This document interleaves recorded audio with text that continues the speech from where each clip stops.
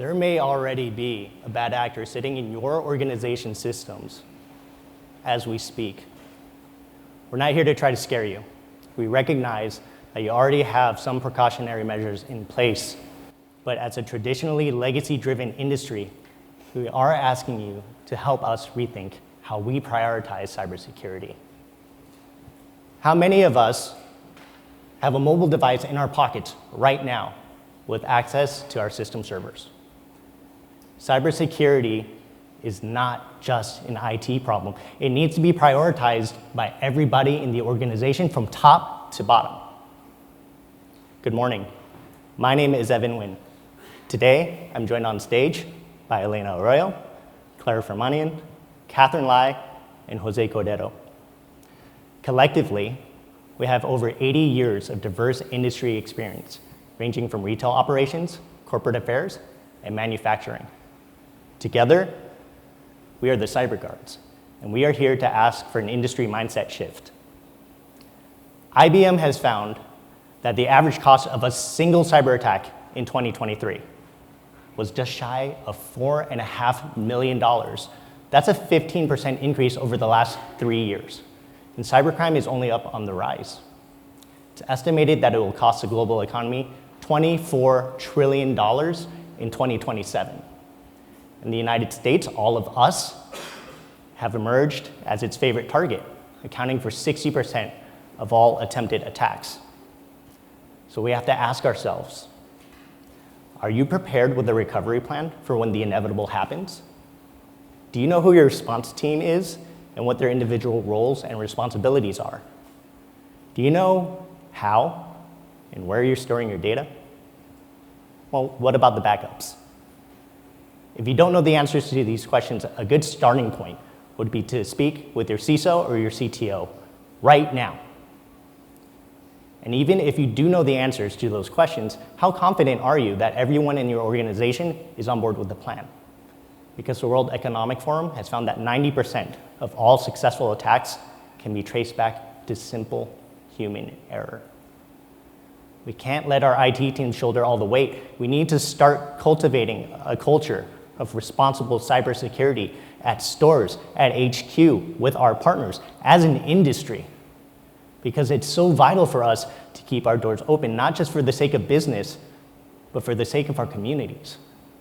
Yes, we're a collective of retail operators, suppliers, and manufacturers. But do you know what else we are? We're first responders. We're essential workers. And every single second that our systems are down is another second we might not be able to get our customers the things that they need. So it's time for us to recognize our industry is changing. In fact, the entire value proposition of cybersecurity has changed. The financial incentives for retailers, operators, manufacturers, suppliers, and bad actors alike to onboard new digital technologies has never been higher. So as we continue to onboard new digital channels to better service our customers, we're leaving open more future opportunities for occurrences. I'm sure you've heard the buzzword AI, artificial intelligence, and all about its incredible generative capabilities. But have you ever stopped to think about its ability to replicate your likeness? Or what about quantum processing, which gives us a new novel way to process and generate information? Instead of the traditional binary method that processes data as a series of zeros or ones, we can now simultaneously process that data as a series of zeros and ones. And what that means for us is that we can now process and generate information at an exponentially faster rate. But so too can the bad actors. We are in an arms race. And as important as it is for us to keep an eye out on the threats coming for us on the horizon, we can't lose focus on the credible threats that are attacking our businesses today. Majority of the cyber attacks today capitalizes on system weaknesses. One of the most common ways is through malware, where cybercriminals can penetrate into our system, either because someone plugged in a random USB or because someone downloaded an unverified software to improve productivity. Once the malware is in our system, cybercriminals can then spy on our daily operations, steal sensitive customer information, or even alter our daily operations. In an extreme case, they can even compromise food safety through tampering with food recipes and disrupting manufacturing controls. Along with malware, DDoS, which stands for Distributed Denial of Service, is another way of how cybercriminals capitalize on our system weaknesses. They can send a massive amount of traffic into our server, crippling our system and putting our operations to a complete halt. Now, although DDoS attacks don't leak any personal sensitive information, our customers are now left unable to access our website or the mobile applications to our loyalty programs. Internally, our supply chains could also come to a complete stop until we negotiate with the bad actors and resolve this incident. In 2023, malware and DDoS attacks combined to cost the grocery industry over $10 billion in lost sales. That's more than 1% of the total size of our grocery industry. And with quantum processing on the rise, this issue will only be worse. Passwords can now be guessed within a fraction of a second, and DDoS attacks are going to be increasingly hard for us to fight off. Along with capitalizing on system weaknesses, cybercriminals are also smart and they capitalize on our human error. One of the most common ways is done through phishing, which is disguising through email, but there's also a rising trend in smishing, which is through text, and vishing, which is through voice calls. Cybercriminals are creative in how they find ways to disguise themselves as part of our team, creating a false sense of urgency for our team members to fall victim to their demands. Hi, this is Mike Steigers, your CEO. I'm running to the customer meeting in an hour and need you to send the financial model so I can speak to it. I'm going to send you a Dropbox link. Can you please upload it as soon as possible? That was an altered audio clip of Mike Steigers, CEO of Wakefern Food Corp, and I'm sure all of us here in this room would have fallen victim to his demands. With artificial intelligence becoming more sophisticated, it's going to be hard for us to distinguish between deepfakes and reality. In 2023 alone, phishing attempts cost the grocery industry $68 million, and we know that number is only going to go up. Now let's take a look at a real-life example. In 2013, Target had suffered from a data breach incident. Through a phishing attempt, cybercriminals obtained trusted credentials into Target's internal server through their third-party HVAC vendor. They then implanted a malware which went undetected for over 2 months. And as a result, 70 million customer accounts were compromised and 40 million credit card information were stolen. Target had also suffered from a loss in customer loyalty, which is reported as a change in transaction count in their annual published report. What is widely known is the $18.5 million that Target had spent in class action lawsuits. What is lesser known is the $290 million that Target had paid in all kinds of legal costs associated to this one incident. But for us to capture the true financial impact of this one event, we also have to take into account of the lost sales. This 2.7% drop equates to $1.9 billion in lost sales. And this amount far supersedes any amount that would have been spent in cybersecurity. It's been over 10 years, but since then, the landscape hasn't changed. We are still seeing in the news daily about cyber attacks, and what just happened to MGM a few months ago in Las Vegas is the perfect example of how small and large companies are still falling victim to these same cyber attacks. We haven't found a way to be foolproof yet, which is why we're asking for a mindset change today. In the Target example, they were not the weakest link. They trusted their vendor and granted full access to their system, which this was their downfall in this breach. Cybersecurity needs to be a joint effort, and we need to work with each other as partners instead of competitors. We are an interconnected industry, but with a gap in cybersecurity. We need to prioritize all attempted access into our network. Looking back at the Target example, we have shown you how easy it is to get access to our system. Why are we letting criminals to do what they're planning to do with us? We need to work collectively to be able to send the message. That could have been prevented if there was a timely communication and verification systems in place. The FCC requires that all personal data breaches must be reported within 7 business days. Why are we only doing this for personal data breaches? And why are we waiting so long? As an industry, we need to do better on this. Cybersecurity, it's a vital and a shared responsibility that requires participation, support, and vigilance. Vigilance from retailers and suppliers. It is not about competing each other in the industry. It is not about being competitive advantage. It is about protecting our industry from potentially being the weakest link. Hackers are working together against us. Unfortunately, we're not being transparent with each other when attacks occurred. To be honest, our industry is an open target. And we need to be better prepared to face these attacks. So how are we going to protect our core of our industry? First, it starts with culture awareness, from our frontline all the way to our CEO. Every individual that works within our industry needs to understand the entry points and how to protect us. Digitally, technology.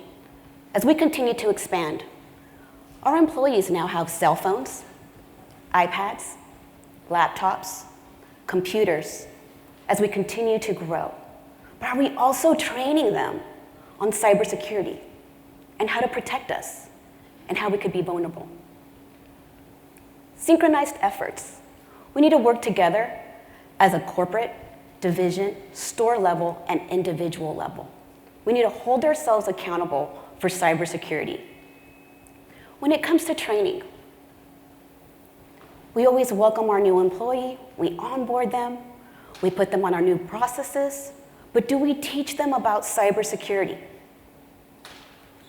Our studies say no. We need to show our employees from day one, when they start with us, about cybersecurity. That is our front line. And it doesn't stop there. We need to continue to train our employees as the bad actors get better. They find new ways. We need to continue to train our employees by doing huddles, sending text messages, sending emails, to ensure that it just doesn't stop within that first day. We're going to continue these efforts by having that awareness, by protecting our devices, by ensuring that we're working together, and that we continue the training. And how are we going to hold ourselves accountable? We're going to do that with our scorecard. Our scorecard may look different for each and every single one of us in here, because we have manufacturers, suppliers, and retailers. Let's start within our corporate office. If we look at a corporate office, we'll ask ourselves, have our scan badges, have they been removed when an employee no longer works with us? What about their passcodes? Have we removed those? Are we locking our doors to ensure that people that come into our business don't have access to our computer systems? What about our corporate office? Are we sending phishing emails to ensure they're not clicking on the link? Are we sending smishing? Are we sending them those links through those texts that now most of us have company cell phones? What about vishing? Are you calling your stores, seeing if you're the CEO, maybe the division president, or the district manager? And are we sharing that information with our retailers to show who is the weakest link? Let's look at a store level now. We have multiple entryways. We have store manager's office. We have a lot of technology there. Computers, cell phones, iPads, training room, computers, Are we allowing the right person in there to put in our new employees? Let's look at a department now. E-commerce. Most of us have e-commerce. So when we look at an e-commerce department, some of us work with Rosie, Instacart. Some of us have our own. That department alone has cell phones where links can be sent, iPads, and computer systems. That computer system has sensitive information of our customers. Any bad actor can go in there, put in a USB drive, and steal our customer information. So do we have practices in place, like a scorecard, to ensure that our closers are protecting ourselves at night? In the morning, does the computer look intact? Is there any USB tags? Are we protecting ourselves? We need to ask ourselves, as an industry, we need to do better. As a business, as an organization, we will not be the weakest link.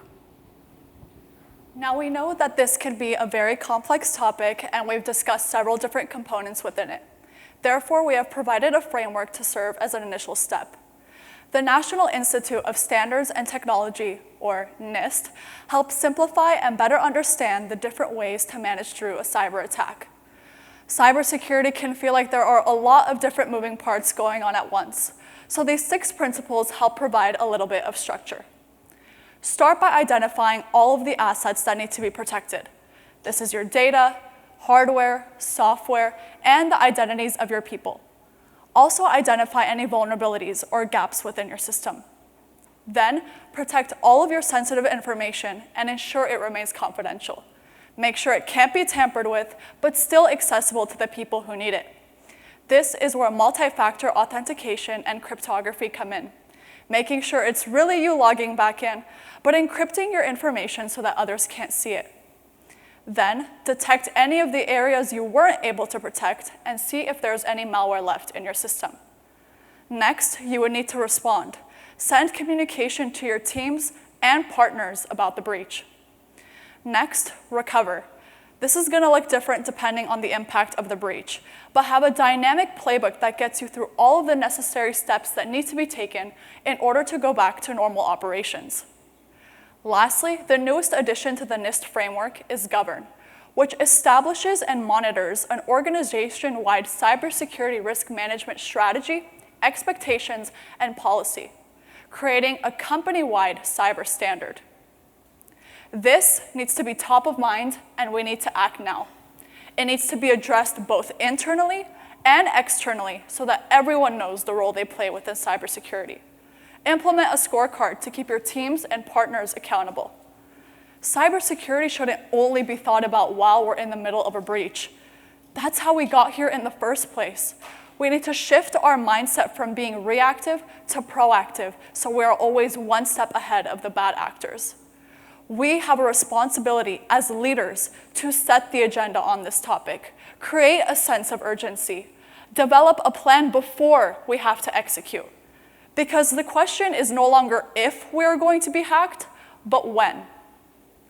While we're all sitting here today, cyber criminals may already be sitting in our systems and we don't even know it yet. We are vulnerable every single day. Let this be a wake-up call that we need to be better prepared to face these attacks.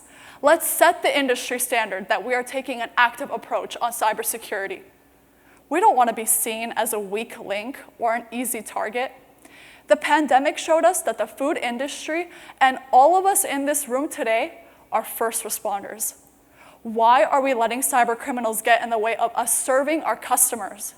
We cannot let ourselves get in our own way either. So we have to ask ourselves, what are we going to do about it? After everything we talked about today, we hope that we change the way that you view cybersecurity and the role you play within it. And we're going to challenge you to go back to your teams by the end of this week and ensure your systems are secure. Start those initial conversations and then ask yourselves, would you rather invest in your people today or have to pay a ransom tomorrow? Decide now, because the future of our industry depends on it. Thank you, and we would now like to open it up for questions.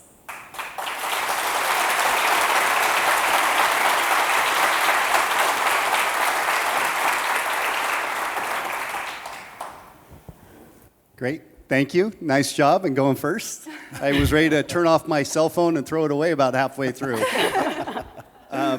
You know, this is a real problem, and I know all the retailers in the room know that. The platforms that we serve are not only in retail, but usually with our manufacturers. How do you bridge between platforms to ensure that there's a cybersecurity method so that any partners that we have may not breach our systems as well with good faith? So it is about the mindset shift. We understand that there are complexities while doing business across multiple platforms. As Elena pointed out, with just e-commerce alone, some of us have built up our own platforms, others are using third-party vendors. And what we really need is a collective mindset of trusting each other as competitors, but knowing that when it comes to cybersecurity, it's not a competitive advantage. Traditionally, we've been so wrapped up in making sure that we are covered, that we are scared to share. But there are ways to share across these platforms to make sure that other competitors or other people in the business are also kept safe without compromising or letting them know exactly who's done it. We need to empower our third-party vendors to reach out to mutual partners and say, hey, there's been an attack, can't disclose who it was, but it looks like all retailers may be a target. So you might want to just go dot your I's, cross your T's, make sure that you are locked up. And the approach really is to stop thinking about this as a competitive advantage and thinking about protecting us all in this room as an industry.